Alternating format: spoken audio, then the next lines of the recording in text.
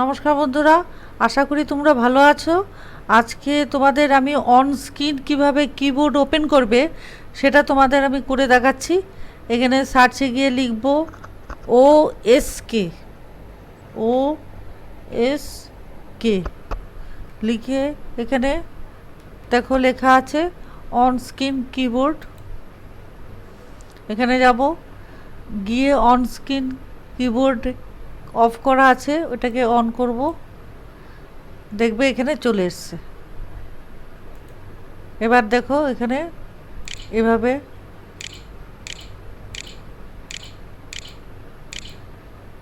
Click করতে পারো, করে লিখতে পারো তোমরা। আশা করি তোমাদের ভালো লেগেছে। তোমাদের যদি ভালো লাগে তবে লাইক এবং শেয়ার অবশ্যই করবে।